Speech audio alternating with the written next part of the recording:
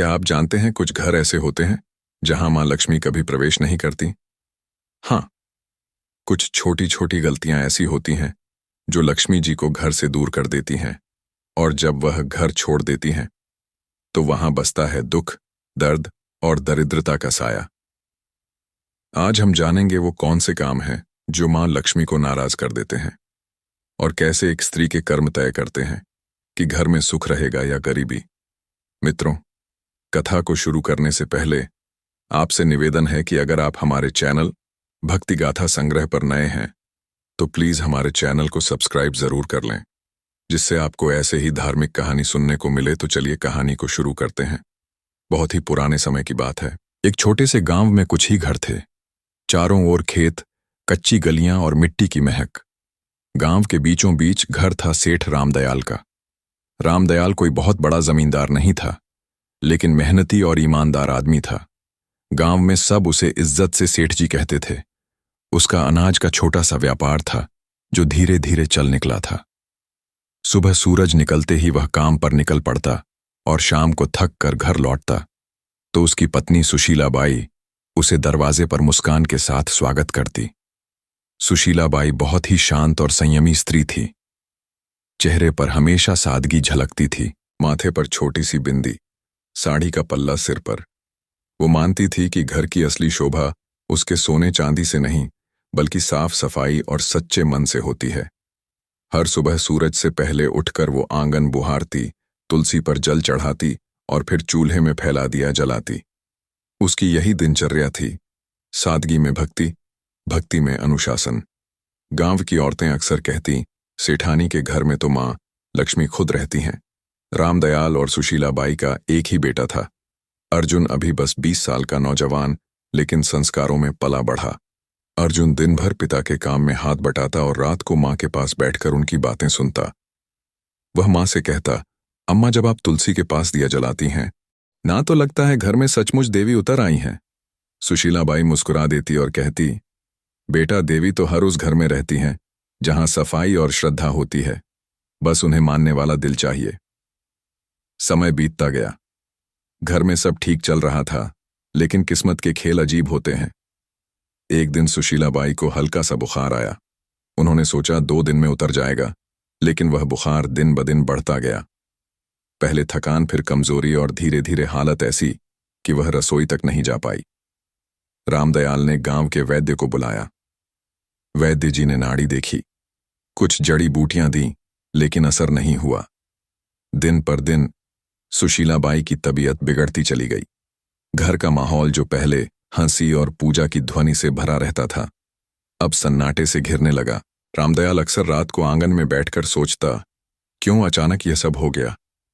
कहीं मेरी कमाई में कोई गलती तो नहीं, या हमने किसी का मन दुखाया हो? वो ऊपर आसमान की तरफ देखता और मन ही मन मां लक्ष्मी से कहता, मां जो भी भूल हुई हो क्षमा करना। लेकिन जवाब में बस हवा की धीमी सरसराहट सुनाई देती। अर्जुन हर पल मां के पास रहता, उनके लिए काढ़ा बनाता, सिर दबाता और धीरे धीरे यह समझने लगा कि घर की नींव मां ही होती है। सुशीला बाई के बीमार पड़ते ही घर का सारा क्रम बदल गया था। जो रसोई हमेशा चमकती थी, अब वैसी नहीं रही। सफाई में ढिलाई आने लगी। पूजा भी कभी होती कभी नहीं। धीरे धीरे वह पवित्रता जो घर की पहचान थी, जैसे फीकी पड़ गई। एक रात जब सेठ अपनी पत्नी के सिरहाने बैठा था, अगले दिन सुबह वह अकेले ही निकल पड़ा। पहले के जमाने में पिता ही जाकर लड़की देखा करते थे। दोपहर तक सेठ उस गांव पहुंचा जहां राधा का घर था। घर सादा था, आंगन साफ और वातावरण में सादगी थी। राधा के पिता ने आदर से स्वागत किया। बातचीत के दौरान राधा पानी लेकर आई। सिर झुकाए, शांत और संस्कारी। सेठ ने मन ही मन कहा, यही है वह लड़की जिसमें घर बसाने की समझ है। उसी दिन सेठ ने वहीं पर रिश्ता पक्का कर दिया और कहा, अब बस शुभ दिन निकालिए, मैं अपनी बहू जल्द ही घर लाऊंगा। घर लौटकर उसने सुशीला बाई से कहा, मैंने लड़की देख ली। नाम राधा है, स्वभाव बहुत अच्छा है, सूरत में सादगी है, आंखों में आदर झलकता है। सुशीला बाई ने शांत स्वर में कहा, अगर तुम्हें मन से ठीक लगी है तो वहीं सही, लड़की वहीं अच्छी जो घर को अपनाए। सेठ ने सिर हिलाया। मन को सुकून मिला है, लगता है अब घर फिर से बस जाएगा। कुछ ही दिनों में रिश्ता तय हो गया। शुभ मुहूर्त निकला और दोनों घरों में खुशी की लहर दौड़ गई। समय बीता और शादी का दिन आ गया। सादगी से मगर पूरे रीति रिवाजों के साथ विवाह हुआ। राधा अब सेठ रामदयाल के घर की बहू बन चुकी थी। शादी को कुछ हफ्ते बीत चुके थे। घर में नई रौनक थी। सब कुछ जैसे फिर से जीवंत हो उठा था। राधा सुबह जल्दी उठती, आंगन में जल छिड़कती, तुलसी को प्रणाम करती और रसोई में मां अन्नपूर्णा का भोग तैयार करती। सुशीलाबाई के चेहरे पर सुकून था। उन्हें लगता था जैसे घर में मां लक्ष्मी खुद आकर बस गई हो। लेकिन जैसे जैसे दिन बीते, राधा की आदतें बदलने लगीं। वह अब सुबह देर तक सोने लगी और कुछ ही दिनों में आंगन की सफाई का समय बदल गया। पहले सूर्योदय से पहले झाड़ू की आवाज आती थी। अब सूरज ऊंचा चढ़ आता था। तब भी आंगन में बिखरे पत्ते वैसे ही पड़े रहते। एक सुबह सुशीलाबाई तुलसी पर जल चढ़ाने निकली तो देखा कि झाड़ू कोने में पड़ी है और राधा अभी तक नहीं उठी। वे कमरे में गईं और धीरे से बोली, बेटी, अब तो सूरज आंगन तक आ गया, उठ जा। घर की रौनक सुबह की सफाई से शुरू होती है। राधा ने नींद आंखें खोली और बोली, माँ जी, आज बहुत नींद आ रही थी, बस थोड़ा और सोने दीजिए। सुशीलाबाई ने कहा, बेटी, देर तक सोने से मन में सुस्ती आती है और जब मन सुस्त हो जाए तो लक्ष्मी जी भी घर का रास्ता भूल जाती है। सुबह की हवा और सूरज की किरणें घर की बरकत होती हैं, इन्हें यूं मत खो। राधा ने हल्की मुस्कान दी, माँ जी, मैं कल से ध्यान रखूंगी। लेकिन अगले दिन वही हुआ। सूरज निकला, आंगन में सन्नाटा रहा और तुलसी की मिट्टी सूखी पड़ी थी। कुछ दिनों बाद एक और बात हुई। राधा झाड़ू लगा रही थी, तभी झाड़ू गलती से उसके पैर से लग गई। सुशीलाबाई ने देखते ही आवाज लगाई, राधा बेटी, झाड़ू को पैर मत लगाना, ये मां लक्ष्मी का प्रतीक होती है। राधा ने हंसते हुए कहा, अरे मां जी, ये तो बस झाड़ू है, गलती से लग गया, अब इसमें क्या अपशकुन। सुशीलाबाई ने झाड़ू उठाकर दीवार के पास रखते हुए बोला, बेटी, यही तो गलती है।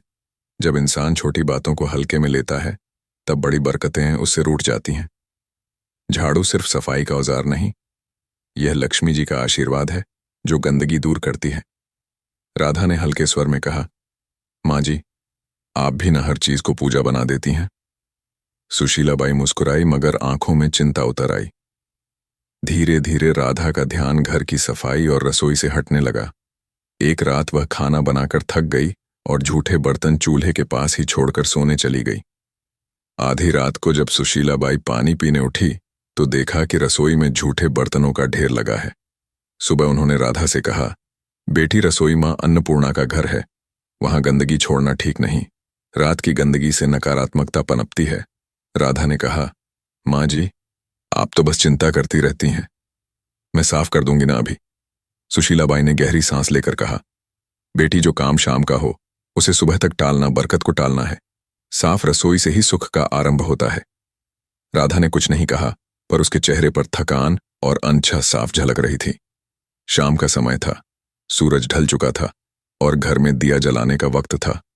तब राधा ने झाड़ू उठाई और आंगन बुहारने लगी।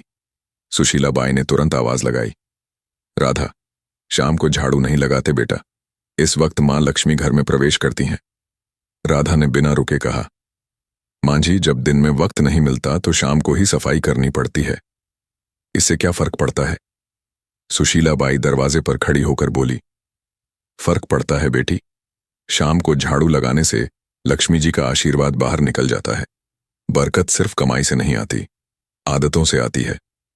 राधा ने झाड़ू एक ओर रख दी और बोली, माँ जी, मैं आपकी इज्जत करती हूं, पर अब जमाना बदल गया है, लोग ये सब बातें नहीं मानते।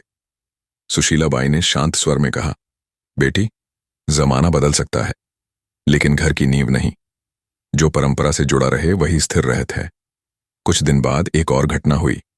राधा ने खाना खत्म होने के बाद झूठे बर्तन चूल्हे के ऊपर रख दिए। जब सुशीलाबाई ने देखा तो बोली, बेटी, चूल्हा मां अन्नपूर्णा का आसन है, वहां झूठे बर्तन नहीं रखे जाते।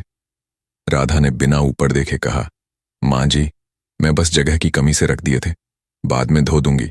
सुशीलाबाई ने कहा, रसोई में पवित्रता सबसे जरूरी है, अगर चूल्हे पर गंदगी होगी तो लक्ष्मी जी की कृपा भी घट जाएगी। राधा ने मुस्कुराते हुए कहा, माँ जी, हर चीज में देवी ढूंढना बंद कीजिए। खाना तो मैंने बना ही दिया ना, अब थोड़ी देर में सब साफ हो जाएगा। सुशीलाबाई ने कोई जवाब नहीं दिया। उनके चेहरे पर निराशा थी, मगर मन में अब भी उम्मीद थी कि शायद एक दिन राधा इन बातों का अर्थ समझ लेगी। धीरे धीरे घर का माहौल बदलने लगा। पहले जहां सुबह पूजा की घंटी बजती थी, अब सन्नाटा रहता था। तुलसी के पास मिट्टी सूख गई थी, दीपक बुझा रहता था। सुशीलाबाई अब भी हर सुबह तुलसी के सामने खड़ी होकर कहती, हे मां, इस घर पर अपनी कृपा बनाए रखना, मेरी बहू को सही समझ देना। लेकिन जैसे घर की रोशनी धीरे धीरे कम होती जा रही थी, सेठ रामदयाल अब चिंतित रहने लगा था। उसे लगता घर में कोई अदृश्य भारीपन फैल गया है। एक दिन उसने सुशीलाबाई से कहा, लगता है मां लक्ष्मी रूठ गई हैं। सुशीलाबाई ने चुपचाप सिर झुका लिया। उन्हें पता था यह सब राधा की लापरवाह आदतों का नतीजा है, पर वह अभी भी उसे डांटना नहीं चाहती थी। उनका विश्वास था कि प्यार से समझाने पर राधा बदल जाएगी। समय बीतता गया और घर की रौनक धीरे धीरे जैसे मिट्टी में मिलने लगी। पहले जहां सुबह तुलसी के पास दिया जलता था, अब वहां धूल जमने लगी थी। राधा अब ज्यादातर उदास या व्यस्त रहती। सफाई आधी अधूरी, पूजा कभी कभी, और घर में अब वह अपनापन नहीं था जो पहले हर कोने में झलकता था। सेठ रामदयाल ने सबसे पहले बदलाव अपने व्यापार में महसूस किया। पहले जो सौदे फायदेमंद रहते, अब घाटे में जाने लगे। गोदाम में अनाज में कीड़े लग गए, कुछ सौदे अटक गए और पुराने ग्राहक धीरे धीरे दूर होने लगे। सेठ कई रातें जागकर हिसाब किताब देखता, मगर समझ नहीं पाता कि गलती कहां हो रही है। एक शाम उसने सुशीलाबाई से कहा, सुशीला, अजीब बात है, अब काम में मन नहीं लगता, जैसे बरकत कहीं गुम हो गई। कहां? बरकत तब गुम होती है जब घर की पवित्रता कम होने लगे। मां, लक्ष्मी वहां ना। एक रात तेज हवा चली और आंगन में रखा दीपक बुझ गया। उसी पल गोदाम से खबर आई, सेठ जी आग लग गई। सेठ दौड़ा पर बहुत देर हो चुकी थी। गोदाम का आधा अनाज जल चुका था। गांव वाले कहते, ऐसा तो पहले कभी नहीं हुआ था। रामदयाल वहीं बैठ गया, माथे पर हाथ रखकर बोला, लगता है मां लक्ष्मी ने सच में मुंह मोड़ लिया है। घर लौटते समय उसकी आंखों में आंसू थे। उस रात घर में कोई नहीं बोला। सेठ के दिल में पहली बार यह एहसास बैठ गया था, अब अगर कुछ नहीं बदला तो इस घर की खुशियां कभी वापस नहीं आएंगी। सेठ की मेहनत, नाम और इज्जत सब एक साथ डूब गए। घर का माहौल भी अब बदल चुका था। पहले जहां हर सुबह पूजा की घंटी और तुलसी की खुशबू होती थी, अब वहां सन्नाटा था। सेठ रामदयाल दिन रात चिंताओं में डूबा रहता। रात को अक्सर बरामदे में बैठकर बुदबुदाता, मां लक्ष्मी कहां चली गई तू? एक शाम सेठ घर लौटा। चेहरा गुस्से से लाल था। वह आंगन में बैठ गया और एकदम से बोला, बस, अब और नहीं सह सकता मैं यह सब। सुशील, अब बाईं चौकी। क्या हुआ जी? सेठ ने जोर से कहा। क्या बताऊं, सब खत्म हो गया। मेहनत, इज्जत, कारोबार सब झलकर राख हो गया। और मैं जानता हूं यह सब किसकी वजह से हुआ है। उसकी नजर राधा पर टिक गई जो पास ही खड़ी थी। राधा सकपका गई, धीमे स्वर में बोली, पिताजी, मुझसे क्या गलती हुई है? मैं तो हर दिन अपने काम करती हूं। सेठ का स्वर भारी और कांपता हुआ था। काम तूने घर का रूप बदल दिया बहू, न सफाई, न श्रद्धा, न सुबह का दीपक। जब औरत घर की मर्यादा भूल जाए तो लक्ष्मी जी भी उसका साथ छोड़ देती हैं। जिस दिन तू इस घर में आई, उसी दिन से बरकत घटने लगी। राधा की आंखें भर आईं। वो रोते हुए बोली, मैंने किसी का बुरा नहीं चाहा पिताजी, मैंने बस अपने ढंग से जीने की कोशिश की। अगर पूजा में देर हो जाए या सफाई में कमी रह जाए तो क्या सारी विनाश की जड़ मैं ही हूं? सेठ गुस्से से उठा और बोला, हां, क्योंकि घर की नींव वो औरत के कर्मों से टिकती है। अगर वो ही ढीली हो जाए तो पूरा घर ढह जाता है। तेरे आने के बाद से ना शांति बची ना बरकत। अब मैं तुझे कुछ और नहीं कह सकता, बस इतना कि इस घर से जा राधा, जा और अपने कर्मों पर खुद विचार कर। राधा स्तब्ध रह गई। उसने कांपती आवाज में कहा, मां जी, आप तो कुछ कहिए, क्या सच में मेरी ही वजह से यह सब हुआ? सुशीलाबाई की आंखों में आंसू थे लेकिन शब्द नहीं निकले। राधा के गालों पर आंसू लुढ़क पड़े। सेठ ने कड़क स्वर में कहा, अब इस दहलीज को पार मत करना जब तक मन और घर दोनों पवित्र ना हो जाए। राधा ने बिना कुछ बोले सिर झुकाया। उसने धीरे से दहलीज पार की, वही दहलीज जहां से कुछ महीने पहले उसने पहली बार कदम रखा था। और राधा बिना कुछ कहे, बिना किसी सामान के, आंसुओं से भीगी साड़ी में उस घर से निकल गई। कदम भारी थे, लेकिन मन में एक संकल्प जल रहा था। अब वह मां लक्ष्मी से क्षमा मांगेगी, चाहे इसके लिए उसे खुद को मिटाना ही क्यों ना पड़े। रात ठंडी थी, रास्ता सुनसान। गांव से बाहर निकलते ही घना जंगल शुरू हो गया। पेड़ों की छांव में चांद की किरणें भी मुश्किल से पहुंचती थीं। वह एक पुराने बरगद के नीचे बैठ गई। आंसू रुक नहीं रहे थे, मगर भीतर एक अजीब सी दृढ़ता थी। उसने हाथ जोड़कर कहा, मां, जब तक आप दर्शन नहीं देंगी, मैं ना अन्न ग्रहण करूंगी ना जल। रात बीती, दिन निकला। भूख ने शरीर तोड़ दिया, पर उसका मन और मजबूर होता गया। तीसरे दिन जब सूरज ढलने को आया तो चारों ओर अचानक हल्की रोशनी फैलने लगी। राधा ने आंखें खोली। सामने सुनहरी आभा थी और उस आभा से निकला एक दिव्य स्वर। राधा वह कांपते हुए उठी। मां लक्ष्मी, क्या सच में आप मेरे सामने हैं? मां लक्ष्मी मुस्कुराई। उनका चेहरा प्रकाश से भरा था। हां बेटी, मैं आई हूं। तेरा आह्वान सच्चा था। तेरी पश्चाताप ने मुझे यहां खींच लाया। पर बता, तू दुखी क्यों है? राधा जमीन पर झुक गई। आंसुओं से भरे स्वर में बोली, मां, मुझसे बहुत गलती हुई। मैंने आपकी परंपराओं को अनदेखा किया, सासू जी की बातों को पुरानी मान्यता समझा, और अब मेरे कारण सब नष्ट हो गया। कृपा कर बताइए मां, आखिर मैंने कौन कौन सी भूल की? मां लक्ष्मी का स्वर मधुर था लेकिन गंभीर। बेटी सुन, जब कोई स्त्री इन गलतियों को करती है तब मैं स्वयं उस घर से दूर चली जाती हूं। फिर उन्होंने अपनी उजली हथेली उठाई और एक एक करके बताया।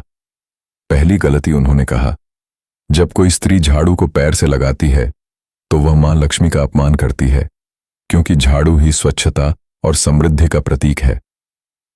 दूसरी गलती, जब झूठे बर्तन चूल्हे पर रखे जाते हैं तो अन्न का देवी मां अन्नपूर्णा नाराज होती हैं।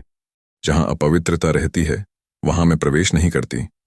तीसरी गलती, जब दहलीज पर बैठकर भोजन किया जाता है तो वह स्थान जो स्वागत और आशीर्वाद का होता है अशुद्ध हो जाता है। मैं दहलीज से लौट जाती हूं। चौथी गलती, जब शाम के समय झाड़ू लगाया जाता है तो वह मेरे आगमन के समय मुझको ही घर से बाहर निकाल देता है। पांचवी गलती, जब स्त्रियां देर तक सोती हैं और सूरज के निकलने के बाद भी घर बंद रहता है तो आलस्य के कारण घर की ऊर्जा नष्ट होती है। मैं ऐसे घरों में नहीं ठहरती। छठी गलती, जब आंगन की सफाई नहीं होती तो वहां नकारात्मकता फैलती है और मैं वहीं से लौट जाती हूं जहां गंदगी देखती हूं। सातवीं गलती, जब झूठे बर्तन रात भर रसोई में पड़े रहते हैं तो वह अंधकार को बुलाते हैं और मैं ऐसे घरों से विदा ले लेती हूं। आठवीं गलती, जब किसी के सामने दरवाजे को पैर या थोक से ठोका जाता है तो वह घर की मर्यादा को चोट पहुंचाता है। मैं वहां टिक नहीं सकती जहां आदर ना हो। नौवीं गलती, जब घर में झगड़ा और कटुता रहती है तो मेरा स्वरूप जो शांति है वहां टिक नहीं सकता। 10वीं गलती, और जब स्त्रियां अपनी पूजा, सफाई और संयम को हल्के में लेती हैं तो वह खुद अपने हाथों से सुख के द्वार बंद कर देती हैं। मां लक्ष्मी की आवाज धीमी हुई, याद रखो बेटी, मैं हमेशा वहीं बसती हूं जहां स्वच्छता, श्रद्धा और सच्चा मन होता है। यह रीति नहीं, जीवन का संतुलन है। राधा की आंखों से आंसू रुक नहीं रहे थे। उसने कांपते हुए कहा, मां, अब समझ गई। घर की रौनक सजावट से नहीं, आदर और पवित्रता से आती है। मां लक्ष्मी मुस्कुराई, तूने गलती मानी है, अब तेरा घर फिर उजलेगा। जा बेटी, अपने ससुराल लौट जा। तेरे लौटते ही बरकत भी लौटेगी। इतना कहकर देवी का रूप धीरे धीरे प्रकाश में विलीन हो गया। राधा वहीं झुकी रही, हाथ जोड़कर बोली, मां, मैं आपका वचन निभाऊंगी। अब इस जन्म में फिर कोई ऐसी भूल नहीं करूंगी। फिर उसने सिर उठाया। आंसुओं में मुस्कान थी और कदम गांव की ओर बढ़ा दिए। जैसे ही उसने दहलीज पार की, सुशीला बाई दौड़कर आई और आंसुओं के साथ बोली, राधा, तू लौट आई। राधा ने कहा, मां जी, मैंने सब समझ लिया है मां। लक्ष्मी घर में तभी बसती है जब सफाई, पूजा और श्रद्धा साथ हो। उसी दिन से घर में फिर रौनक लौट आई। व्यापार संभल गया और पूरे गांव में चर्चा होने लगी। सेठ जी के घर में मां लक्ष्मी फिर से बस गई। दोस्तों, याद रखिए, जो स्त्रियां घर में गंदगी रखती हैं, देर तक सोती हैं, रसोई में झूठे बर्तन छोड़ती हैं, शाम को झाड़ू लगाती हैं, दहलीज पर बैठती हैं या सफाई को हल्के में लेती हैं, उस घर में कभी मां लक्ष्मी प्रवेश नहीं करती। ऐसे घरों में सुख नहीं टिकता, बल्कि दरिद्रता और दुख का वास बन जाता है। मां लक्ष्मी उन्हीं घरों में निवास करती हैं जहां स्वच्छता, सच्चाई और श्रद्धा हो। तो बहनों और भाइयों, अगर आप चाहते हैं कि आपके घर में मां लक्ष्मी की कृपा सदा बनी रहे, तो इन 10 गलतियों को आज से ही छोड़ दीजिए और अपने घर को पवित्र रखिए। अगर आपको मां लक्ष्मी और राधा की यह कहानी अच्छी लगी हो, तो इस वीडियो को लाइक करें, अपने सभी दोस्तों और परिवार वालों के साथ शेयर करें और ऐसे ही आध्यात्मिक और प्रेरणादायक कथाएं सुनने के लिए हमारे चैनल भक्ति गाथा संग्रह को सब्सक्राइब करना बिल्कुल मत भूलिए और कमेंट में सब लोग जरूर लिखें जय मां लक्ष्मी।